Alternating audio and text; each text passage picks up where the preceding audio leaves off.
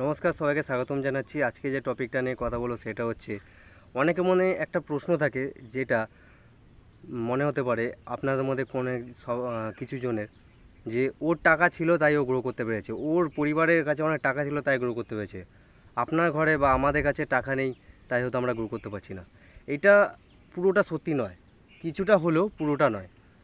দেখুন, ব্যাপারটা হচ্ছে মেন হচ্ছে হিট অ্যান্ড ট্রাই।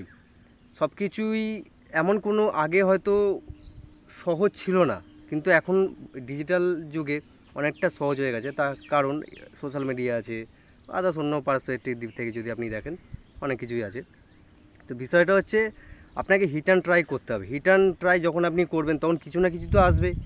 যেমন এই যে ইউটিউবে ভিডিও আমি বানাচ্ছি, বা আপনি যখন কন্টেন্ট কোনো ক্রিয়েশন করবেন, তার জন্য তো টাকা তো লাগছে না। আপনি ভিডিও বানিয়ে যান, ইউটিউবে ছাড়ুন, একটা সময় আসবে, টাকা আসবে, তারপর থেকে আপনি ওটাই রিইনভেস্ট করবেন, তখন আপনি গ্রো করতে থাকবেন। মানে এটা উদাহরণ দিচ্ছি আর কি।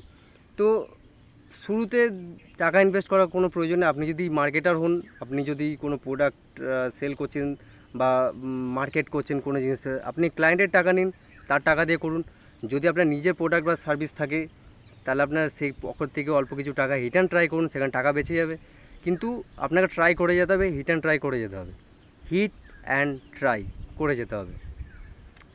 তো এমন একটা কাজ করুন, শুরু থেকে শুরু, মানে একদম গ্রাউন্ড লেভেল থেকে শুরু করুন, ছোটো স্টেপ থেকে শুরু করুন, যেখানে আপনার টাকা লাগছে না।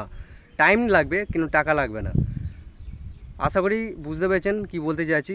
যখন আপনি হিট অ্যান্ড ট্রাই করবেন, একটা লেভেল চলে আসবে, সেই লেভেলে যখন আপনি আর্ন করতে শুরু করবেন, তারপরে আপনি ইনভেস্ট করতে শুরু করবেন। কিন্তু প্রথম দিকে টাকা হয়তো আসবে না, আসলে খুব কম পরিমাণে আসবে, সেটাকে ইনভেস্ট করতে থাকুন, খরচা করতে থাকবেন না। আর হিট অ্যান্ড ট্রাই করে যান।